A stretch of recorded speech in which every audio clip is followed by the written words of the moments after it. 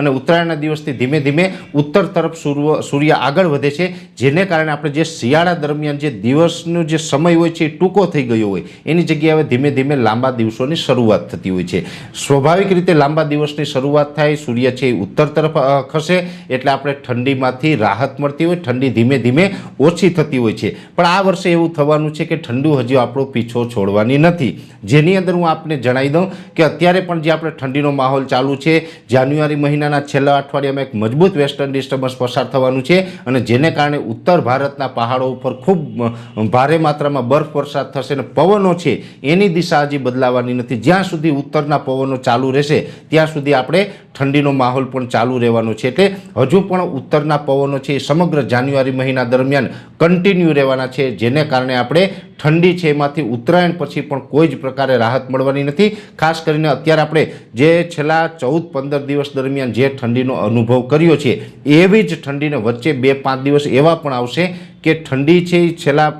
14-15 દિવસ હતી એના કરતાં પણ મોટો ઠંડીનો રાઉન્ડ આવી શકે, વધારે ઠંડી પડી શકે, એટલે ઠંડી ઘટવાને બદલે હજુ પણ ઠંડીમાં વધારો થવાની શક્યતાઓ છે। આમ જોવા જઈએ તો જાન્યુઆરીના જે સૌ પ્રથમ જે આ 14 દિવસ હતા, 14 દિવસની અંદર 4-5 દિવસ તો ઠંડીએ અનેક પ્રકારના ગુજરાતના અમુક સેન્ટરની અંદર રેકોર્ડ પણ તોડ્યા છે, સારી એવી ઠંડી પણ જોવા મળી છે અને હજુ પણ આ જે 15 દિવસ બાકી છે એમાં પણ સારી એવી ઠંડીની સંભાવનાઓ છે। ઠંડી છે એ જાન્યુઆરીમાં તો જોવા મળશે પણ ફેબ્રુઆરીના પણ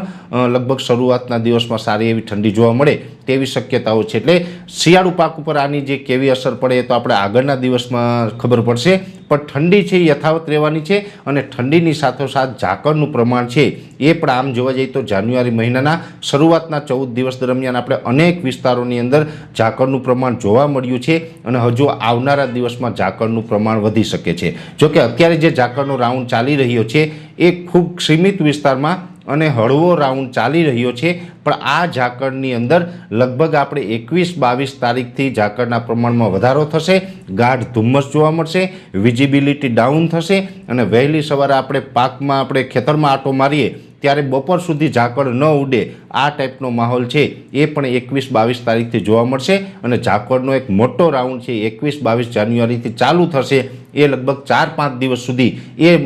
ગાઢ ધુમ્મસનો અને મોટા ઝાકળનો રાઉન્ડ ચાલે તેવી શક્યતાઓ છે।